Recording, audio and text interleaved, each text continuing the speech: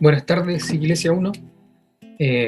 Un gusto para mí poder compartir con ustedes hoy día la palabra del Señor, llegando ya hoy al último capítulo de esta serie, o de esta temporada llamada Padre, ¿cierto? De la serie El Reino, que hemos estado viendo ya hace un par de meses y que nos vamos a extender hasta fin de año. Nos encontramos con un texto súper conocido, un texto que nos gustaría que nos dijera muchas más cosas, ¿no es cierto? Vemos cómo Abraham tiene que tomar a su hijo Isaac e ir a sacrificarlo, y hay cosas que nos gustaría saber, como por ejemplo, cómo Abraham le avisa de esto a Sara. ¿Se lo habrá comentado o no se lo habrá comentado? Y si se lo comentó, ¿cómo lo hizo? ¿Y cómo habrá reaccionado Sara? Por ejemplo, son cosas que a mí me dan vuelta en la cabeza mientras estudiaba el texto, entre muchas otras que nos gustaría saber, pero que la Biblia guarda silencio, y en ese sentido lo más sabio es que nosotros también guardemos silencio al respecto. Eh, Hemos visto ya en esta serie, haciendo un pequeño recuento, este contraste entre la lógica del constructor de ciudades y contra el constructor de altares, ¿no es cierto? Abraham ha conocido otros reyes que tienen su propia ciudad, y vemos este contraste, que él, siendo ya dueño de esta tierra porque Dios se la ha prometido, sigue viviendo como peregrino, y en vez de construir una ciudad, de buscar su seguridad, su identidad, de formar algo conforme a su imagen y semejanza, podríamos decir que también parte de la lógica del constructor de ciudades, él se ha comportado como un constructor de altares. Él, a lo largo de los procesos que le ha tocado vivir durante todos estos años que hemos estudiado de su vida, no ha buscado su seguridad ni su identidad en esto, no ha buscado construir una ciudad, sino que en estos procesos él busca glorificar a Dios, poner un altar y reconocer que Dios es soberano. A pesar de que él ya es dueño de esta tierra, él no construye una ciudad, construye altares, glorifica a Dios a través de los procesos que le toca vivir. Eso es más o menos la lógica de este contraste entre el constructor de ciudades y el constructor de altares que hemos estado viendo. El libro de Hebreos, en el capítulo 11, versículo 11 y 12, dice: por la fe, Abraham, a pesar de su avanzada edad y de que Sara misma era estéril, recibió fuerza para tener hijos, porque consideró fiel al que le había hecho la promesa. Así que de este solo hombre, ya en decadencia, nacieron descendientes numerosos como las estrellas del cielo e incontables como la arena a la orilla del mar. Nosotros podríamos incluso pensar o esa lógica, o ese pensamiento que tenemos de que la gente antigua como que duraba más tiempo sana. Entonces podríamos decir, Abraham ya era viejo, pero en ese tiempo la vejez no era como la de ahora, él estaba paradito, estaba sanito, porque la gente en ese tiempo era más sana. El libro de Hebreos no nos dice eso. Nos dice y recalca que a pesar de su avanzada edad, recalca que Sara era estéril, que ella recibió fuerza para tener hijos. Dice de Abraham que ya era un hombre en decadencia. Entonces la Biblia nos muestra que Abraham y Sara ya eran ancianos, y ancianos que vivían una vejez, por así decirlo. No es que fueran solamente de una avanzada edad, pero se mantuvieran como jóvenes, sino que ellos ya estaban en decadencia, como dice aquí este versículo. En los capítulos que estaban entre medio de lo que vimos la semana pasada y hoy día, nace Isaac, este hijo de la promesa que Dios le había hecho a Abraham. Abraham tenía 100 años y Sara tenía 90 cuando nace Isaac. Ella ya era muy vieja, había dejado de menstruar hace ya muchos años, y además toda su vida había sido estéril. Isaac era un milagro concedido por Dios a Sara y a Abraham. Para ellos no había otra posibilidad de tener un hijo de forma natural. Y esto es maravilloso porque vemos cómo Dios forma un pueblo que se va a extender a lo largo de toda la historia y que va a ser de bendición a todas las naciones, desde un hecho que parecía imposible, desde una pareja de ancianos, donde ella más encima era estéril y ya había dejado de menstruar hace mucho tiempo. Desde allí Dios levanta un pueblo. Eso es algo milagroso. También vemos que en estos capítulos que nos perdimos, Abraham había tenido que despedir a Agar y a Ismael. Ellos ya no eran parte de la tribu de Abraham. Por tanto, en este momento, en el texto que vamos a ver hoy, el único hijo de Abraham era Isaac. Era este hijo a través del cual Dios había confirmado que llevaría a cabo su promesa. Podríamos pensar bajo la lógica Disney, bajo la lógica de los cuentos de hadas, que el nacimiento de Isaac sería el punto culminante y el último capítulo de la vida de Abraham. Que ahora que su hijo había nacido, ya su fe había triunfado, que ahora eran felices para siempre, o que podría morir feliz habiendo cumplido el llamado de Dios para él de dejar su tierra y de esperar que le naciese un hijo. Pero en este texto, para sorpresa nuestra, Abraham recibe otro llamado de Dios. Y Dios ahora le pide lo que probablemente era lo más preciado para Abraham y para Sara, que era Isaac. Esto a modo de introducción al texto que vamos a ver hoy. Hoy día vamos a cambiar un poco el orden que llevamos frecuentemente en los sermones. Vamos a ver el texto por completo e ir viendo versículo a versículo o idea a idea que vaya presentando el texto, y al final vamos a presentar los puntos del texto y vamos también a responder las preguntas. Así que les pido que hoy día me acompañen con su Biblia si quieren, ir tomando apuntes y todo. Vamos a ir viendo este texto, como les decía, versículo a versículo. Vamos al versículo 1, dice: pasado cierto tiempo, Dios puso a prueba a Abraham y le dijo: Abraham, aquí estoy, respondió.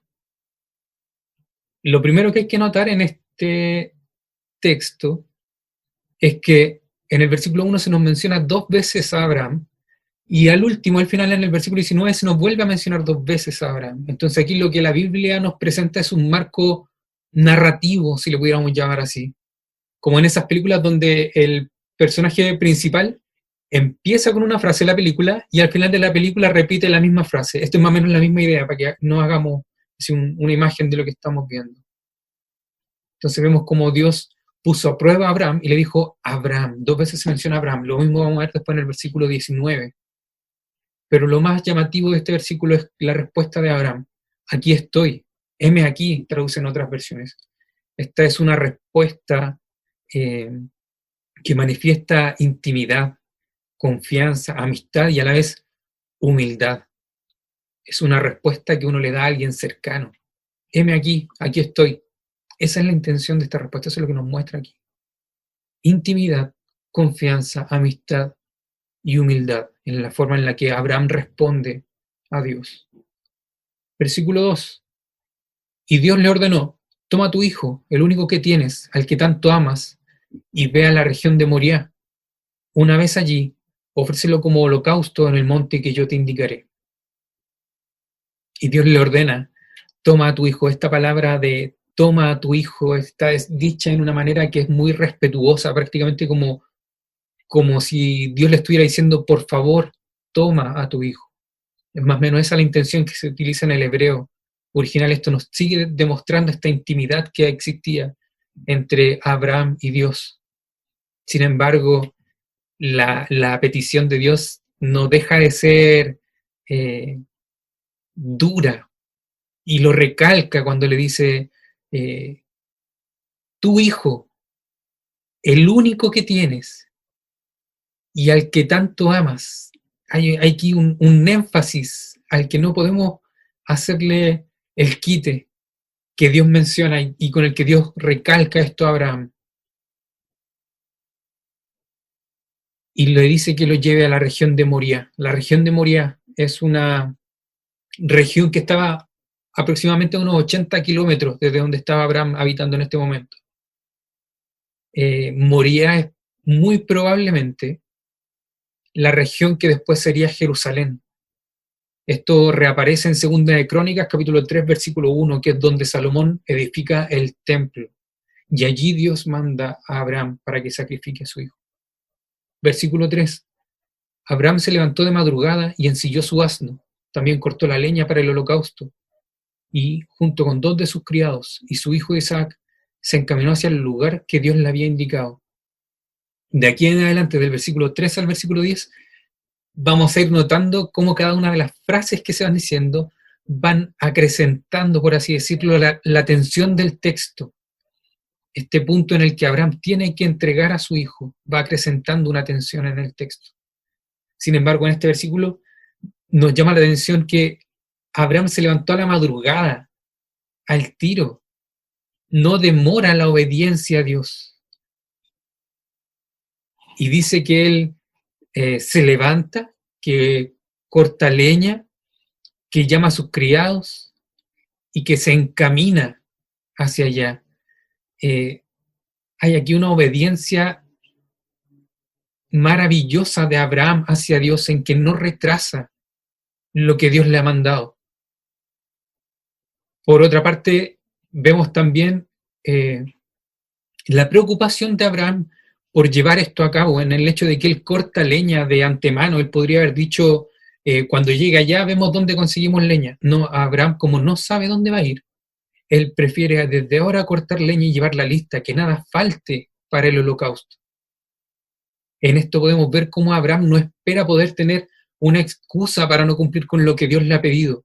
¿Se imaginan si Abraham llegara allá y le dijera, pucha, Señor, justo no hay leña para el holocausto? No, Abraham no deja espacio para eso. Él en su obediencia busca llevarla a cabo lo mejor posible. Pero igual no nos deja de llamar la atención el hecho, lo fuerte que es emocionalmente, lo pesado emocionalmente que es esto de que Abraham sabe que va a tener que sacrificar a su hijo. Y aún así él corta la leña y prepara las cosas. Una carga psicológica que debe haber sido muy fuerte para Abraham, pero esto no lo detiene, sino que él aún así obedece. Versículo 4. Al tercer día, Abraham alzó los ojos y a lo lejos vio el lugar. Esto nos muestra más o menos, o nos confirma lo lejos que estaba, estos 80 kilómetros entre Berseba, si es que no me equivoco, que estaba Abraham, y la región de Moriah, donde tenía que ir a entregar a su hijo en holocausto. Pero si consideramos lo que recién mencionaba de este pesar psicológico, de esta carga emocional, estos 3 días deben haber sido pero devastadores para Abraham. Y aún así, él no da pie atrás, sino que sigue obedeciendo a Dios. Podríamos decir que Abraham procede con una fe resuelta, por decirlo de alguna manera. Versículo 5. Entonces le dijo a sus criados, quédense aquí con el asno, el muchacho y yo seguiremos adelante para adorar a Dios, y luego regresaremos junto a ustedes. Aquí nos llama la atención cómo Abraham afirma, regresaremos. Nosotros seguiremos adelante, vamos a ir, vamos a adorar a Dios, y luego vamos a volver, vamos a regresar junto a ustedes. Y es que la certeza de que de que tanto Isaac como Abraham volverían del sacrificio, no es una simple frase vacía. Era la plena convicción de Abraham, basada en la promesa que Dios le había entregado, de que de Isaac sería llamada su descendencia, que esto es visto en el capítulo 21. A pesar de que Abraham no entendía cómo es que Dios llevaría esto a cabo, su fe armoniza, por así decirlo. Su fe, de alguna forma, actúa en armonía con la promesa de que Dios en Isaac contaría su descendencia y a la vez con la orden de sacrificar a Isaac. Él no entendía cómo lo iba a llevar a cabo, pero su fe lo llevaba a seguir adelante. Por eso es que él afirma, regresaremos junto a ustedes. Versículo 6. Abraham tomó la leña del holocausto y la puso sobre Isaac, su hijo. Él, por su parte, cargó con el fuego y el cuchillo, y los dos siguieron caminando juntos. Siempre hemos creído que Isaac era un niñito, que Abraham como que tenía que tomar a su hijito chiquitito y sacrificarlo. Pero si nos damos cuenta aquí, el versículo nos indica algo que no es así. La palabra que aquí la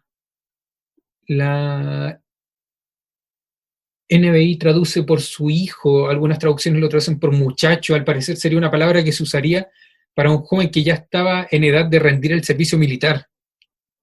Entonces, a pesar de que no podemos establecer con exactitud qué edad habría tenido Isaac en ese momento, sí podemos ver que no era un niño en el sentido de que no era un pequeñito, sino que ella era grande. Él carga la leña para el holocausto. Esto nos da muestra de que era un joven fuerte, de haber tenido probablemente, me atrevo aquí, me arriesgo, a decir que de haber tenido entre unos 17 y 20 años por lo menos. Era capaz de cargar leña suficiente para un holocausto sobre su espalda. Sin embargo, aquí estamos frente a un momento de una tremenda tensión. Isaac carga la leña para su propia muerte. Y por otra parte, Abraham va llevando el fuego y el cuchillo. Vemos nuevamente cómo este detalle comunica este peso, esta carga emocional de Abraham. Él lleva las armas que después deberá ocupar contra su hijo. Esto debe haber sido pero sumamente duro, fuerte. Pero Abraham no da pie atrás. Versículos 7 y 8. Isaac le dijo a Abraham: Padre, dime, hijo mío. Aquí tenemos el fuego y la leña, continuó Isaac, pero ¿dónde está el cordero para el holocausto? El cordero, hijo mío, lo proveerá Dios, le respondió Abraham, y siguieron caminando juntos. Aquí debemos notar cómo en este pequeño diálogo se nos muestra la intimidad que había entre Isaac y Abraham.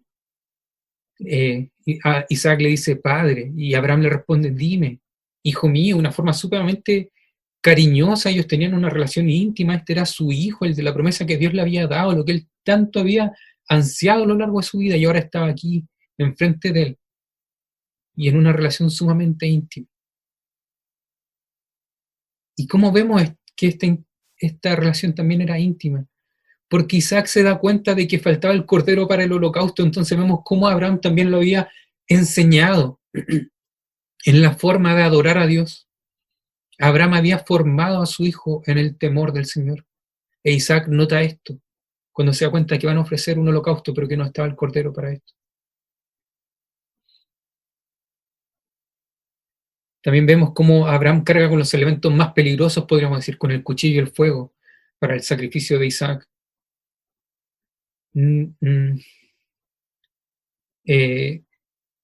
Y cuando Isaac le pregunta, ¿y el cordero? Abraham responde, Dios proveerá.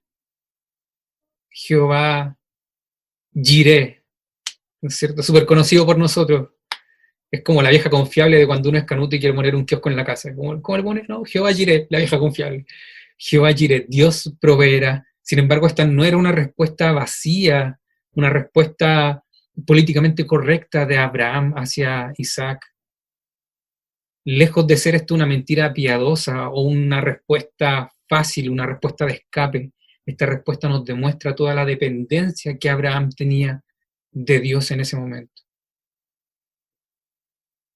Versículos 9 y 10. Cuando llegaron al lugar señalado por Dios, Abraham construyó un altar y preparó la leña. Después ató a su hijo y lo puso sobre el altar, encima de la leña. Entonces tomó el cuchillo para sacrificar a su hijo. Abraham ya era viejito, como habíamos dicho, muy viejito, e Isaac ya era un hombre fuerte, capaz de cargar leña. Probablemente Abraham le pidió ayuda a Isaac también para construir este altar, como ya un hombre anciano, a amontonar piedra, ¿no es cierto? Ya a poner la leña encima, solo se habría demorado un día entero. Sin embargo, vemos cómo Isaac en todo momento está dispuesto a obedecer lo que su padre aquí está mandando. Vemos cómo Isaac caminó voluntariamente junto a su padre, cargando la leña, cómo él se deja amarrar, cómo él se deja posicionar en el altar.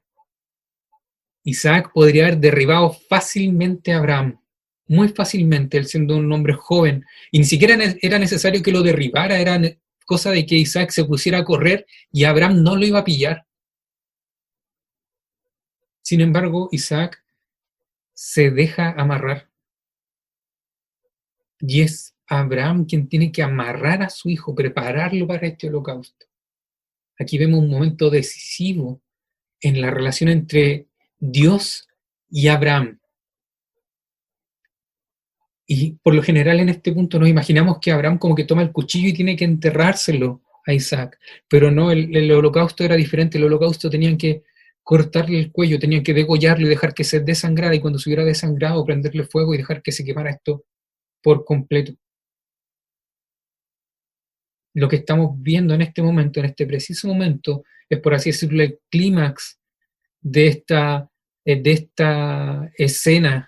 Estamos viéndolo prácticamente un desarrollo en cámara lenta de lo que está sucediendo. Y es porque en este punto estamos viendo cómo los compromisos de ambos, del Señor y de Abraham, son llevados a su límite máximo, por así decirlo. Ambos están al límite de que con lo que se han comprometido se cumpla o no se cumpla. Isaac era el hijo de la promesa de Dios, pero Abraham tenía que obedecer a Dios. Ambos están aquí, con su compromiso, al límite, al máximo, el clímax, si pudiéramos, como les decía, si pudiéramos llamarle a este punto. Sin embargo, Abraham tenía en mente que la promesa incluía la bendición a todas las naciones. Él no sabía cómo esto se llevaría a cabo, pero confía en que Dios lo hará de alguna manera. Él sigue obedeciendo. Y justo en este momento en que Abraham va a degollar a Isaac, en el versículo 11 vemos que el ángel del Señor le grita desde el cielo: Abraham, Abraham, aquí estoy. Abraham, Abraham, es una repetición, una frase que nos denota urgencia, así como detente. Sin embargo, miren la respuesta de Abraham: aquí estoy, heme aquí, como traducía otra versión. Es la misma respuesta que le dio en el versículo 1. La misma respuesta llena de intimidad, de confianza, de amistad y de humildad.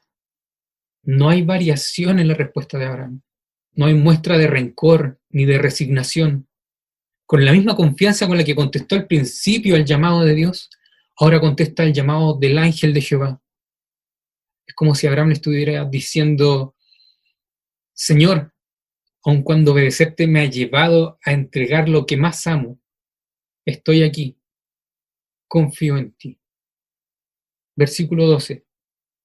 No pongas tu mano sobre el muchacho ni le hagas ningún daño, le dijo el ángel. Ahora sé que temes a Dios, porque ni siquiera te has negado a darme a tu único hijo. Este versículo nos muestra cómo la fe de Abraham no solo era de palabras, sino que también lo lleva a los hechos. Versículo 13. Abraham alzó la vista y en un matorral vio un carnero enredado por los cuernos. Fue entonces, tomó el carnero y lo ofreció como holocausto en lugar de su hijo. Levantó la vista, vio el arbusto, vio un carnero. Esta es la providencia de Dios en este versículo. La providencia de Dios en acción. Y además esta es la primera vez en la Biblia en que en forma explícita se nos muestra de un sacrificio, o se nos habla de un sacrificio sustitutivo de una vida por otra. Versículo 14. A este sitio Abraham le puso por nombre: el Señor provee. Por eso hasta el día de hoy se dice: en un monte provee el Señor, Jehová Jireh. Y aquí nos quedamos cortos con la traducción de Jehová Jireh, del Señor proveerá o del Señor provee, porque la palabra que aquí se traduce por proveer no solo significa proveer, sino que también significa ver por alguien. Como cuando nosotros decimos: oh, él está viendo por sus padres. En ese sentido es este nombre del Señor. No es solo que el Señor se encarga de que nada nos falte, sino que el Señor está viendo por nosotros. El Señor provee, Jehová Jireh. Versículo 15 y 16. El ángel del Señor, hasta el final, el ángel del Señor llamó a Abraham por segunda vez desde el cielo y le dijo: ¿cómo has hecho esto y no me has negado a tu único hijo? Juro por mí mismo, afirma el Señor, que te bendeciré en gran manera y que multiplicaré tu descendencia como las estrellas del cielo y como la arena del mar. Además, tus descendientes conquistarán las ciudades de sus enemigos, puesto que me has obedecido. Todas las naciones del mundo serán bendecidas por medio de tu descendencia. Y el versículo 19, Abraham regresó al lugar donde estaban sus criados, y juntos partieron hacia Berseba, a donde Abraham se quedó a vivir. El Señor aquí ratifica su promesa a Abraham, un pacto que Dios selló poniéndose a sí mismo por garantía del cumplimiento de este pacto, como veíamos en un sermón anterior. Abraham se ha probado a sí mismo que confía en Dios. Y el versículo 19 se nombra solo a Abraham, cerrando así la idea narrativa del texto. Pero a pesar de que sigue siendo Abraham, podemos asegurar de que es otro Abraham. Su fe ahora ha madurado. Pasemos ahora a las preguntas, ya que vimos el texto, que estudiamos el texto. Pasemos a las preguntas y vamos a aprovechar de ver los puntos de este sermón. Y eso lo vamos a hacer todo en la pregunta número 1. ¿Qué quiso transmitir el autor? Y vamos a aprovechar de ver 3 cosas que nos muestra este texto, y que me atrevería a decir que son elementos de una fe madura. Vamos a ver la obediencia, la fe y el amor. Veamos primero, dentro de qué quiso transmitir el autor, la obediencia. Vemos cómo Abraham, cuando recibe la orden del Señor de sacrificar a su hijo, él se levanta muy de mañana, hace todos los preparativos para el viaje, lleva los elementos necesarios para ejecutar el holocausto, lleva la leña, el fuego, cuchillo. Él llega al lugar indicado, él amarra a su hijo y se dispone a degollarlo. En todas estas cosas vemos la obediencia de Abraham. Y Abraham obedece a Dios, aun cuando parece que todo está obrando en su contra y contra lo que él ama. Aún allí, Abraham muestra su obediencia al Señor. A pesar de que Abraham no comprende lo que Dios está haciendo, eso no lo impulsa a negarse a obedecer. Ni siquiera lo lleva a retrasar su obediencia. Abraham responde sin poner excusas o pedir más explicaciones. Abraham obedece. Y él se da cuenta que en el obedecer ahora haya una nueva seguridad en Dios. Por eso que él contesta, heme aquí, aquí estoy. Estoy aquí, ¿con quién me pediste? En el lugar que me indicaste, haciendo lo que me ordenaste. Señor, aun cuando obedecerte me ha llevado a entregar lo que más amo, aquí estoy, confío en ti. ¿Podríamos nosotros contestar de esa manera al Señor? ¿Podríamos nosotros contestarle eso a Dios? Heme aquí, estoy aquí, obedeciendo. Segundo que quiero que veamos es la fe. Dios le prometió a Abraham que de su hijo Isaac haría una gran nación y bendeciría a las naciones. Pero después le pide que sacrifique a Isaac. Así vemos cómo Abraham dispone a su hijo para el holocausto pedido por Dios. Cuando está cerca del lugar, le dice a sus criados, quédense aquí, el muchacho y yo adoraremos al Señor y luego regresaremos. Regresaremos. Cuando Isaac le pregunta, ¿dónde está el cordero? Abraham responde, Dios proveerá. Abraham construye un altar, prepara la leña, amarra a Isaac y se dispone a degollarlo. En él no nos muestra el texto que él haya dado pie atrás, que haya esperado a que el Señor hable, a que el Señor, como darle tiempo para que ya, Señor, ahora es el momento para que me detengas. No, Abraham se dispone a degollarlo y a cumplir con lo que Dios le ha mandado. En estas cosas vemos cómo la fe de Abraham se manifiesta tanto en palabras como en hechos, en acciones acorde a la palabra de Dios. Génesis 21:12, allí Dios promete que de Isaac vendrá su descendencia. Él sabe que Dios no se va a contradecir y puede confiar en él aun cuando no entienda ni alcance a ver la totalidad de las cosas. Pero él confía en que Dios no se va a contradecir, aun cuando no entiende la totalidad de lo que está realizando. Eso es fe. Por otra parte, vemos cuando Isaac pregunta, ¿dónde está el cordero? Y Abraham le responde, Dios proveerá. No es una respuesta para tranquilizar a Isaac. Porque no es la vida de Isaac lo que está en juego, sino la promesa de Dios hecha a Abraham. Era la palabra de Dios lo que estaba en juego en ese momento. Y Abraham confía en que Dios no se va a contradecir. Aun cuando la promesa de Dios y la obediencia de Abraham son llevados a sus límites, él demuestra su fe, su confianza en lo que Dios ha mandado y en que su promesa igualmente se cumplirá, a pesar de que él no entiende cómo.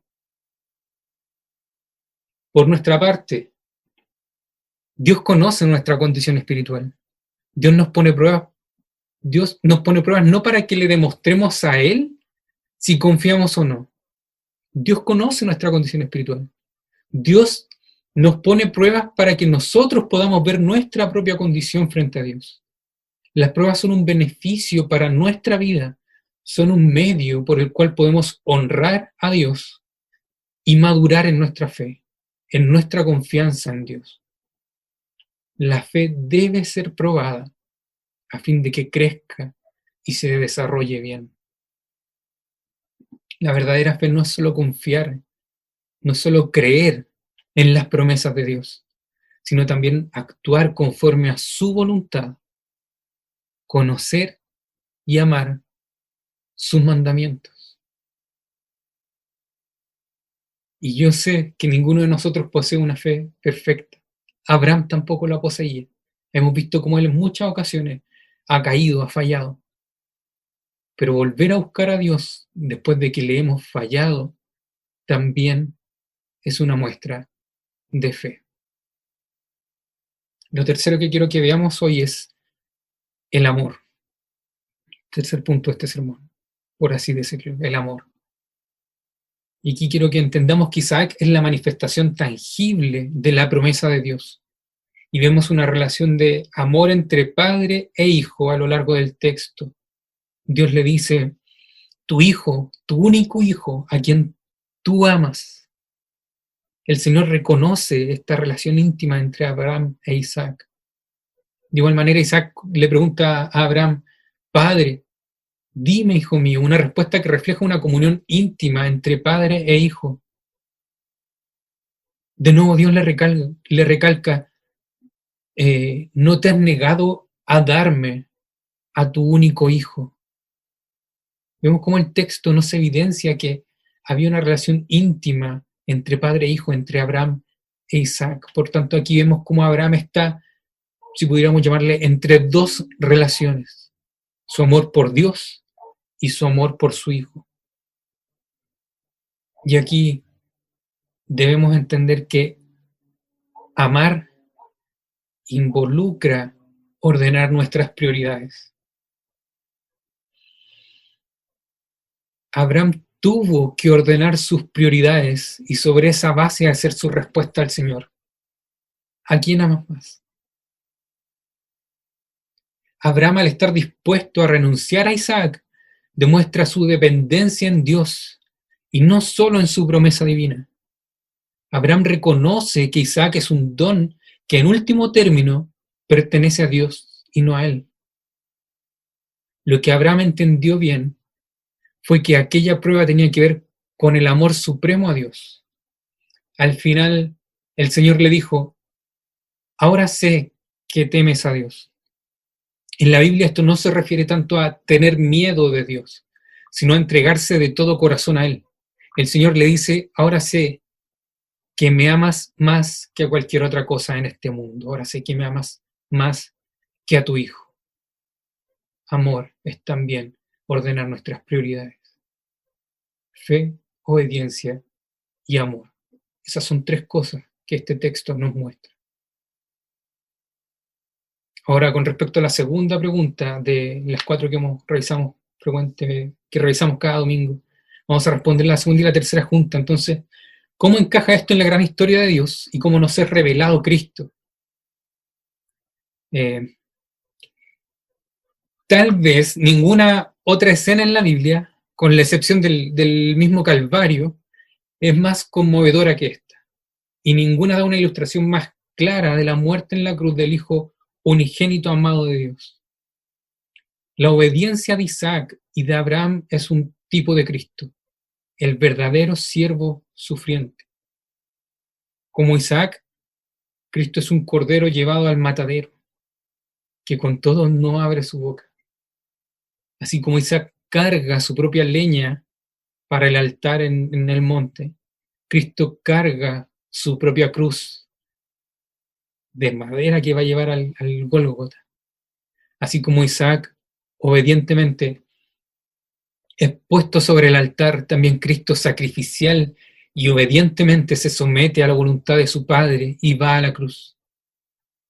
El amor de Abraham para su hijo es una ilustración pálida, si pudiéramos llamarle, del amor de Dios para con el Señor Jesucristo. El sacrificio de Isaac era una ilustración de un acto supremo de adoración, el sacrificio del mismo Salvador para cumplir la voluntad de Dios. Dios provee un carnero como sustituto por Isaac. Fue derramada su sangre y fue un holocausto completamente consumido por Dios. De la misma manera, Cristo se entrega en la cruz, ocupando el lugar que a nosotros nos correspondía, como nuestro sustituto, pagando la deuda que nosotros teníamos y sufriendo la muerte que nosotros debíamos morir. Así como Isaac es figurativamente recibido entre los muertos, Cristo volvió de la muerte al resucitar. Dios libró a Abraham de un dolor agudo de corazón que él mismo después soportó, decía uno de los autores aquí. Me gustó mucho esa frase. Dios libró a Abraham de un dolor agudo de corazón que él mismo después soportó. Dios vio morir a su hijo unigénito, a su único hijo, a su hijo amado. Sin embargo, podríamos decir que Abraham, sin querer, cometió un error. Un solo error. Cuando Isaac le pregunta por el cordero para el sacrificio, Abraham le responde que Dios proveerá. Y lo que encuentran enredado en los arbustos después es un carnero. Sin saberlo, Abraham estaba profetizando el Cordero de Dios, a Cristo Jesús que quita el pecado, quien sería el sacrificio, quien sería sacrificado por amor a nosotros. Dios vio el sacrificio de Abraham y dijo: ya conozco que temes a Dios, por cuanto no me rehusaste tu hijo, tu único. Nosotros hoy podemos contemplar el sacrificio en la cruz y decir a Dios: ahora conocemos que nos amas, porque no nos has negado tu único hijo, tu amado. Lo que un día el Padre de nuestra fe ofreció a Dios en forma incompleta e imperfecta es apenas una sombra de lo que Dios luego en Cristo ofrece en perfección y en consumación total. Bendición a las naciones. Hermano, cuando el tiempo se haya cumplido, nosotros estaremos ahí, en la descendencia de Abraham, numerosa como las estrellas, adorando a Dios eternamente, porque Cristo fue nuestro sustituto, porque Él cargó nuestra cruz, porque Él pagó por nuestros pecados, porque Él murió lo que nosotros debíamos morir, porque la deuda que nosotros teníamos, Él la pagó ante Dios. Y la cuarta pregunta: ¿cómo somos desafiados? ¿Cómo somos invitados a ser parte de esta historia? Isaac es probablemente la más grande bendición que Dios le concedió a Abraham. Entonces podríamos decir que eh, como bendición, entonces Dios le podría haber dicho a Abraham: este es el hijo que tanto ansiabas, por el que tanto has esperado. Al fin lo tienes ahora. Entonces, ¿buscarás tu seguridad a través de tu hijo? ¿Estará tu identidad puesta en tu hijo? ¿O me glorificarás a través de tu hijo? Abraham, en vez de construir una ciudad en Isaac, construyó un altar. ¿Cuál es nuestra realidad hoy día? ¿Nos estamos comportando como constructores de ciudades o como constructores de altares? Analiza tu vida y date cuenta. ¿Es tu familia una ciudad o has construido en tu familia un altar para glorificar a Dios? Este último par de semanas hemos tenido la oportunidad de ver el matrimonio, ¿cierto?, por Zoom del Seba y la Fran. Hemos tenido también la oportunidad de ver ahí el baby shower de Mila. ¿Cuánto tiempo no esperaron los chiquillos para poder disfrutar esto? ¿Cuánto no lo ansiaban? ¿Cómo no nos alegramos nosotros también con ellos como congregación cuando vemos que al fin pueden tener esto que tanto habían deseado?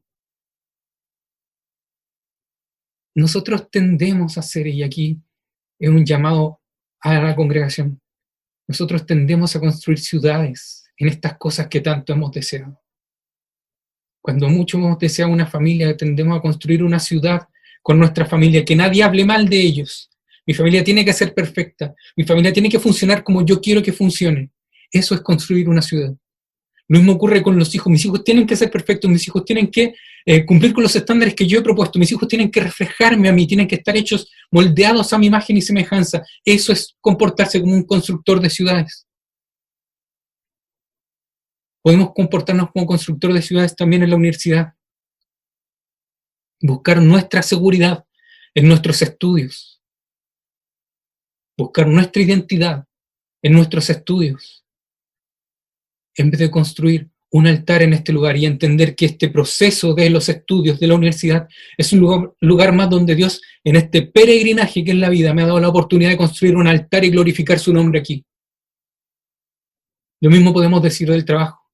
Tendemos a buscar nuestra identidad, nuestra seguridad en nuestro trabajo, en el dinero, en la casa propia. Cuando al fin la tenemos la casa propia, ahora olvidamos que esta casa es una bendición que Dios nos ha dado para construir un altar y glorificar su nombre, y tendemos a tener nuevamente esta lógica del constructor de ciudades, de buscar nuestra seguridad en nuestra casa, en que al fin lo tenemos. ¿Cómo nos estamos comportando? ¿Qué lógica estamos llevando? ¿La del constructor de ciudades o la del constructor de altares? Y ojo que no solamente uno puede comportarse como constructor de ciudades con cosas que son buenas. Incluso las circunstancias que parecen negativas son una oportunidad para construir ciudades si no las ponemos a los pies de Cristo. La pandemia es una oportunidad para construir un altar al Señor. En vez de encerrarnos en nosotros mismos, en vez de entregarnos al ocio, al desánimo, a la desesperanza, a la soledad, y construir ciudades en estas actitudes, construyamos altares. Evaluemos cómo está nuestra relación con Dios en este tiempo. Ahora al fin tenemos tiempo. ¿Estamos ocupando nuestro tiempo para ser un constructor de altares? Ahora tengo la oportunidad de hacer devocionales familiares, de hablar y comunicarme con más gente, de, a pesar de la distancia, fortalecer la comunión con mis hermanos, poniéndome en contacto con ellos, orando juntos. ¿Estamos aprovechando esta oportunidad para ser un constructor de altares?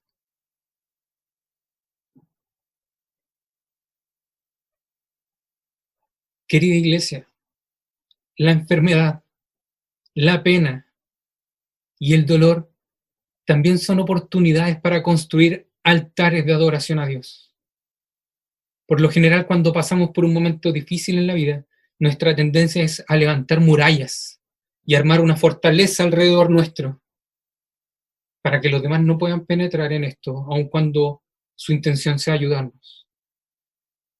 Tú no sabes por lo que estoy pasando. Tú nunca has vivido esto. Cuando te toque a ti, vas a saber lo que se siente. Murallas, levantamos murallas alrededor nuestro. Y nos escudamos atrás de estas actitudes? ¿No es acaso la enfermedad una oportunidad para levantar un altar?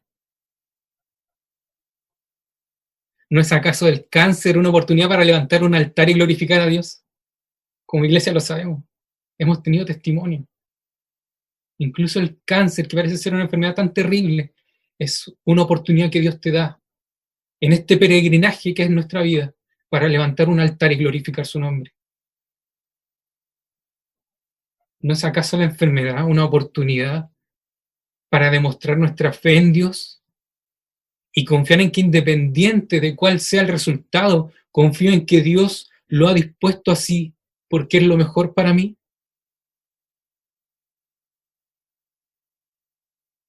¿No es acaso la pérdida de un ser amado la oportunidad para construir un altar? Y les pido perdón porque voy a ser autorreferente, pero hace un par de meses atrás murió mi abuelita. No le podía decir abuela, porque si le decía abuela se enojaba y me echaba un garabato.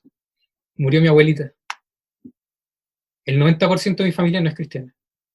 Sin embargo, ese día me pidieron que compartiera la palabra del Señor ahí en el cementerio. Primera vez que me toca compartir la palabra del Señor en un cementerio. Y entre medio de todo ese ambiente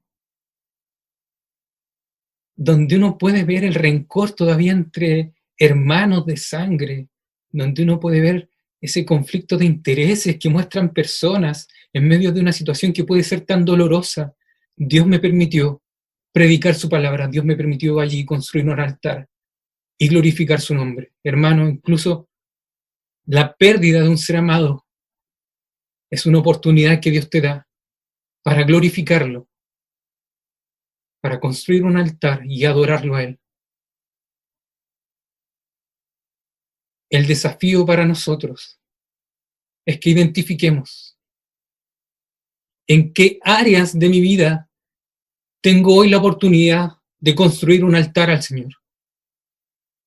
En qué áreas de mi vida tengo hoy la oportunidad de construir un altar al Señor.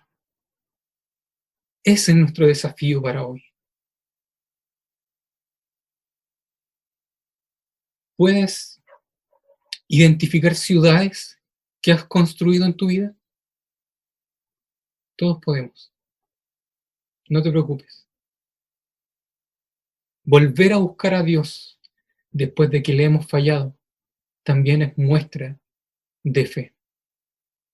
Somos peregrinos en una tierra que nos ha sido prometida, y hasta que nuestro Rey no vuelva en gloria y majestad, vivamos construyendo altares a Dios y glorificando su nombre, teniendo fe en Él, obedeciéndole y amándole. Tenemos que poner nuestros Isaacs en el altar y dar a Dios el lugar central en nuestra vida. Abraham no le estaba probando a Dios que confiaba en él. Abraham se estaba probando a sí mismo y a su descendencia que Dios es fiel y su palabra verdadera.